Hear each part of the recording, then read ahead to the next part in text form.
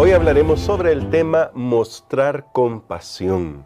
Y bueno, hoy vamos a además tocar un tema que desmiente otro de los mitos que tenemos en nuestra cabeza respecto al amor de Dios.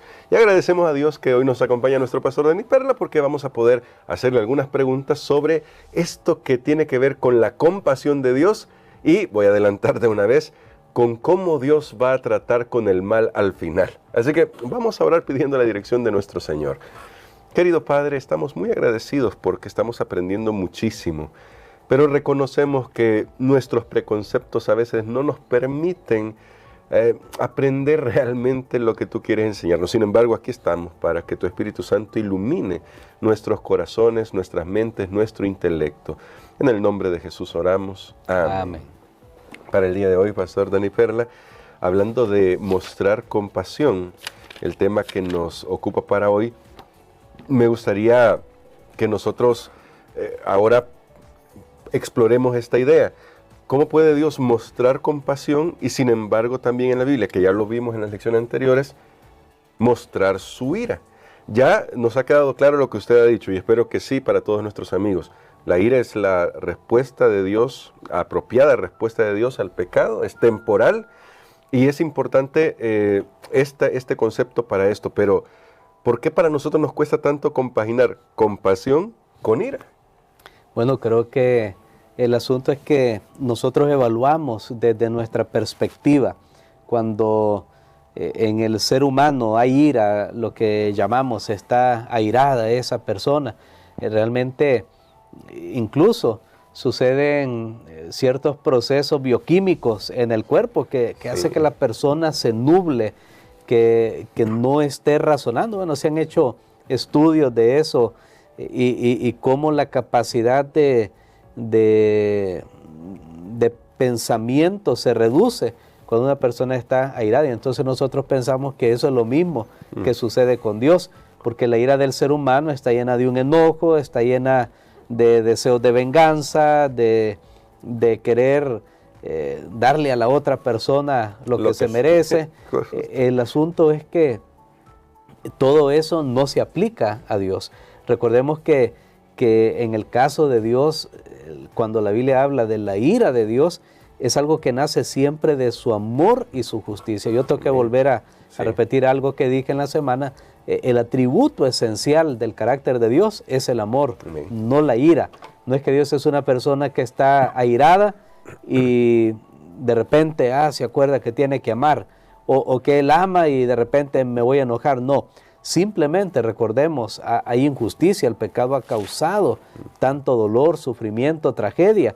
Entonces el amor tiene que actuar, y ese actuar de Dios de justicia en contra del mal y del pecado, eso es lo que conocemos en la Biblia como la ira. O sea, es algo totalmente diferente de cómo nosotros los seres humanos lo hacemos. Y creo que la lección, yo lo mencioné, bueno, lo ha mencionado ya a partir de ayer y hoy. Yo lo había mencionado al principio de esta semana, que si no hay mal, entonces no hay ira de Dios. No hay razón para la ira de Dios, porque recordemos, es algo que responde a el problema del mal. Y justamente quisiera ir a esa pregunta. Si no hay mal, no hay ira. Entonces, ¿cuándo es el momento en que dejará de existir la ira de Dios? Y para que usted nos ayude a explorar todo esto, y hago la pregunta de esa manera porque de repente uno de los mitos que ha permeado, incluso hoy día está en la mente de muchas personas, es: si Dios es tan amoroso como decimos que es, y de hecho Dios es amor, no podrá destruir a los malvados. De alguna manera, dicen algunos, va a tener que hacer algo con ellos para no destruirlos. Bueno, creo que ese es un mito, porque realmente eso que llamamos la ira de Dios, al final se va a encargar de la erradicación final y total, absoluta del pecado. Amén. Entonces, cuando la gente dice, sí, ¿por qué Dios no hace algo? Claro que Dios está haciendo algo. El sufrimiento es una realidad, pero Dios está obrando. A mí siempre me parece tan extraordinario cómo Dios puede, como decía el apóstol Pablo, ser justo a la vez, pero por supuesto actuar adecuadamente contra la injusticia, contra el pecado. Y cuando las personas dicen, bueno, ¿y por qué Dios permite el sufrimiento? Un pensamiento muy bonito que escuché esta semana es que el sufrimiento existe, crea usted o no crea en Dios. Sí. O sea, si una persona dice, no, yo no creo, ¿y por qué hay tanto sufrimiento? Y no creo en Dios, pues el sufrimiento está ahí.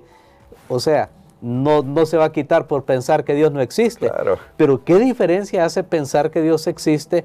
La diferencia es que ahora hay sufrimiento, pero hay esperanza. Amén. O sea, si en medio del dolor del sufrimiento nosotros quitamos a Dios de la escena, nosotros dejamos la desesperanza, el sufrimiento más la desesperanza, más la absoluta desesperación del ser humano, totalmente una depresión, digamos, emocional, porque no hay nada.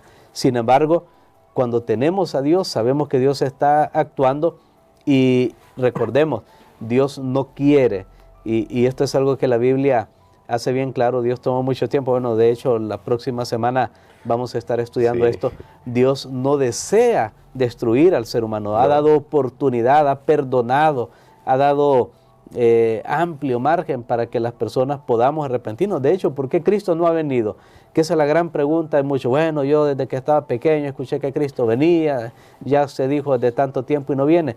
Precisamente porque Él está dando oportunidad a cada persona para que se arrepienta, para que nos arrepintamos, para que lo busquemos a Él, para que vivamos los principios de su reino. Pero tristemente, si nosotros nos aferramos al pecado, pues vamos a tener que sufrir la suerte del autor del pecado, que es Satanás, y que va a ser la aniquilación total.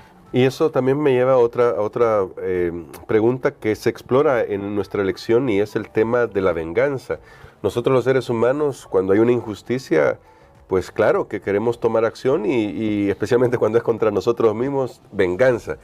Pero constantemente en la Biblia se nos invita a confiar que Dios es el que se va a encargar. Él dice, mía es la venganza, yo pagaré. ¿Cómo esto de la venganza de Dios está relacionado con lo que venimos diciendo sobre la compasión y la ira de Dios? Muy bien, creo que este tema de la venganza tiene que ver con el asunto ¿qué te motiva? Cuando alguien hizo algo y usted siente que eso es en contra suyo, ¿qué lo motiva a dar una respuesta? La venganza del ser humano. De hecho, en la Biblia se habla que Dios se venga, porque dice, mía es la venganza, yo pagaré. Sí. Y Dios dice, mira, no la tomes en tus propias manos, porque la ira del ser humano, alguien me hizo algo, o yo creo que me hizo algo que no es correcto, y entonces ya está llena de enojo, y el problema del ser humano es que no somos justos, no somos justos. Por ejemplo, por eso es que incluso en el Antiguo Testamento había la famosa ley del talión, que trataba de poner una venganza justa, ok, ojo por ojo, ok, tú me sacaste un ojo y yo te saco uno, no dos, porque ese es el problema, ¿verdad? Tú me sacaste un ojo y yo te voy a matar. Entonces, se nos pasa la mano, es correcto. Y ese es el problema, los seres humanos no podemos evaluar totalmente todo como Dios lo ve. Por eso la Biblia dice, deja en las manos de Dios. Alguien te hizo algo, déjalo en las manos de Dios. Ahora quiero decir algo, hermano Gerson. El hecho de que Dios dice, mía es la venganza, yo pagaré y no tenemos que vengarnos, no significa que no hay instancias correspondientes o que no hay situaciones que deben ser atendidas por los seres humanos, porque no digan, bueno, Dios, aquí me está pasando esto y una situación y entonces yo no voy a hacer nada. Por ejemplo, alguien está recibiendo maltrato o abuso y dice, no, ahí que Dios se encargue. No, creo que Dios ha puesto también a través de las instancias que hay. Bueno, el libro de Romanos dice claramente, las autoridades están ahí puestas por Dios y dice Pablo incluso, no en vano lleva la espada, dice. Ellos administran justicia, pero el punto es no lo hagas tú. Y lo vemos en la sociedad. ¿Qué tal que alguien me hizo algo? Entonces yo vengo y le hago. Entonces ahora yo tengo que pagar también por el daño que le hice a otra persona, porque lo mejor es llevarlo a las autoridades. En este caso, la autoridad máxima es Dios. Él es la autoridad final. Porque incluso la Biblia dice, cuando tú te vengas de otra persona, ten cuidado que Dios va a ver a esa otra persona cómo está sufriendo, y si se te ha pasado la mano, entonces también Dios a ti te va a recompensar. Y eso fue lo que pasó con el pueblo de Israel. Los babilonios vinieron, los sometieron, los llevaron fuera de su tierra, pero se les pasó la mano. Sí. O sea, es cierto, Dios permitió, Dios los usó, para decirlo de esa manera, Dios los usó para que pudieran disciplinar a su pueblo por las continuas apostasías, pero se les pasó la mano y ellos se alegraron y se gozaron. Entonces Dios dijo, ahora a Babilonia yo también le voy a pagar. Y sabes que eso se aplica especialmente también en el contexto de la iglesia. Tengamos cuidado. Yo siempre he dicho que yo no quisiera ser esa persona que Dios use para vengarse de los errores de su pueblo. No, porque miren el caso de Babilonia, que es lo que muchos andan haciendo hoy. Andan a veces en las redes sociales, hermanos Gerson, haciendo unos casos de cualquier cosita y andan haciendo ver, y este está en apostasía, y mire este pastor, y mire, y la iglesia ya se cayó, y muchos ven eso y dicen, no, ya la iglesia está. Cuidado, porque entonces ustedes están exagerando, ahora Dios va a tener que tratar con ustedes también. Por eso nuevamente Dios es el que tiene todo el cuadro completo y Él ve la motivación, Él ve las intenciones del corazón. Es más, la Biblia dice que nosotros llegamos a ser perfectos cuando nosotros bendecimos y amamos aún a aquellos que nos persiguen y aún a aquellos que son nuestros enemigos. Esa es la actitud del cristiano, que eso no es fácil. No. Es lo que Jesús hizo en la cruz. Padre, perdónalo, porque no saben lo que hacen. Y otra cosita, hermano Gerson, la Biblia dice, si tú ves que tu enemigo, o alguien pues que se considera enemigo tuyo, tú ves que le sucedió algo malo, digamos, usted no hizo nada, dijo, él dejó en las manos de Dios todo y le sucedió algo malo, dice, no te alegres, dice, no te alegres, aún eso es venganza. Yo no hice nada, pero me alegro que le haya pasado esto. No, cuidado, eso también es un sentimiento negativo que no debe estar en la vida del cristiano. Amén. Bueno, y hasta el apóstol Pablo dice, más bien, dale de comer, atiéndelo, ayúdale en lo que necesite.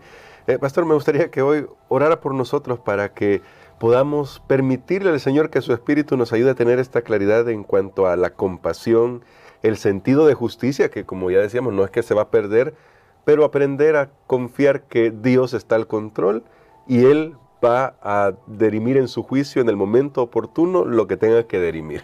Amén. Padre, gracias te damos, Señor, por esta lección. Gracias porque podemos confiar en que tú conoces todas las cosas, Señor, mucho o totalmente, no como nosotros vemos solo parcialmente, solo externamente. Tú ves hasta el fondo del corazón y la motivación. Padre, perdónanos por aquellos momentos que no hemos seguido las indicaciones divinas, Señor.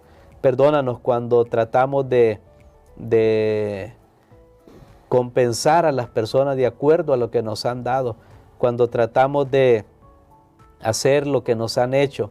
Ayúdanos a ser como tú, Señor, que ama sin medida. Y Padre, aquellas cosas que han sucedido como injusticias en las vidas de cualquiera de los que están escuchando esta lección y no han hecho nada para tomar una represalia. Señor, sigue tú cuidando y ayudando a estas personas y dejamos siempre todo en tus manos. Al final, Señor, sálvanos y salva a otros. Lo pedimos en el nombre de Jesús. Amén.